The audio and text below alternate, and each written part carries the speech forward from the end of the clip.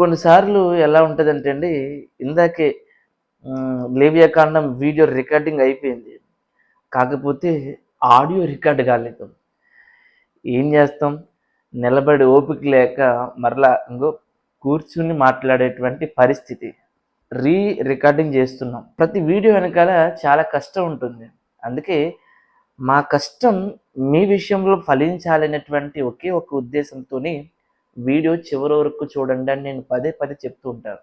So ఈ video కూడా చివరి వరకు చూడాలి అని మనస్ఫూర్తిగా కోరుకుంటూ డైరెక్ట్ లేవ్యకాండంలోనికి వెళ్తున్నాను. లేవ్యకాండము రచించినటువంటి రచయిత వచ్చినప్పటికీ మోషే గారండి. మోషే గారు రచించినటువంటి మూడవ పుస్తకము లేదా మూడవ గ్రంథమే లేవ్యకాండము. రచన కాలం వచ్చినప్పటికీ క్రీస్తుకు పూర్వం 1445 సంవత్సరం నుండి క్రీస్తుకు పూర్వం 1410 సంవత్సరం వరకు రచన కాలం. ఈ సమయంలో ఇశ్రాయేలీయులు అరణ్యములో తిరిగినటువంటి కాలంలో మోషే గారు ఈ గ్రంథాన్ని రచించడం అనేది జరిగింది. ఈ గ్రంథమును ముఖ్యంగా నేను మీకు అర్థం కావడానికి 3 భాగాలుగా డివైడ్ చేస్తున్నాను. మొదటి భాగం వచ్చినప్పటికీ మొదటి అధ్యాయం నుండి 16వ అధ్యాయం వరకు. దీనికి నేను పెడుతున్నటువంటి అంశం ఏంటంటే యాగములు మరియు బలులు. మొదటి అధ్యాయములో దహన బలి గురించి, రెండవ అధ్యాయంలో నైవేద్యము గురించి, మూడవ అధ్యాయంలో సమాధానార్థ బలి గురించి, 4వ అధ్యాయంలో పాప పరిహారార్థ బలి గురించి, 5వ అధ్యాయంలో అపరాధ పరిహారార్థ బలి గురించి మనకు కనబడుతుంది. 6వ అధ్యాయం నుండి 7వ అధ్యాయము 38వ వచనం వరకు బలులు ఏ విధంగా చెయ్యాలని దాని గురించి రాయబడుతుంది. ఇకపోతే 8వ అధ్యాయం నుండి 10వ అధ్యాయం వరకు మనకి అహరోను గారి కుటుంబం గురించి రాయబడి ఉంటుంది. ముఖ్యంగా 8వ అధ్యాయములో యాజకులను ఏర్పరచుకోవటము లేదా ఎన్నుకోవడం గురించి రాయబడుతుంది. 9వ అధ్యాయంలో యాజకులు చేయవలసినటువంటి పనులు, వారికి అప్పగింపబడినటువంటి విధుల గురించి రాయబడి ఉంటుంది. 10వ అధ్యాయానికి వచ్చినప్పటికీ యాజకుల యొక్క అవిధేయత వలన నాబాలు అబీహులు మరణము గురించి వ్రాయబడి ఉంటుంది. 11వ అధ్యాయంలో వచ్చినప్పటికీ ఇశ్రాయేలీయులు తినవలసినవి, తినకూడనివి అనగా అపవిత్రమైనవి, పవిత్రమైనవి, వీటి కోసం మనకి అధ్యాయములు ఉంటుంది.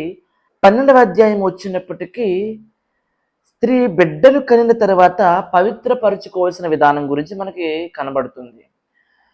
ఇందులో ఈ అధ్యాయంలో ముఖ్యంగా మనకి కనిపించేటువంటి పదాలు తల్లి బిడ్డల గురించి, 2 సున్నతి గురించి, 3 బలుల గురించి మనకు కనబడుతుంది. ఇందాక మనకు 11వ అధ్యాయముకు వచ్చినప్పటికీ మనకి ఆ అధ్యాయంలో కనిపించేటువంటి ముఖ్యమైనటువంటి పదాలు వచ్చినప్పటికీ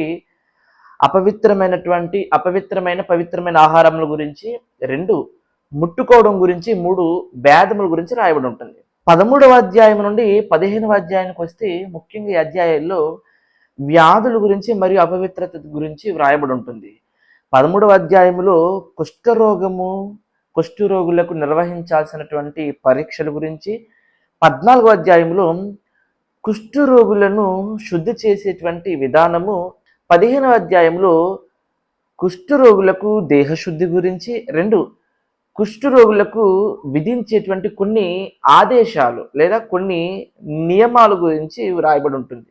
16వ అధ్యాయంలో వచ్చినప్పటికీ మహాప్రాయశ్చిత్త దినము గురించి వ్రాయబడి ఉంటుంది. ఇది మొదటి భాగము, అనగా మొదటి అధ్యాయం నుండి 16వ అధ్యాయం వరకు. రెండవ భాగం వచ్చినప్పటికీ ప్రత్యేకింపబడటము, ముఖ్యంగా 17వ అధ్యాయం నుండి 22వ అధ్యాయం వరకు. 17వ అధ్యాయంలో యాజకులు తమ్మును తాము దేవునికి అర్పించుకోవాల్సినటువంటి విధానం గురించి రాయబడుతుంది. ఈ అధ్యాయంలో రక్తము తినకూడదనేటువంటి పదం మనకి ముఖ్యంగా కనబడుతుంది.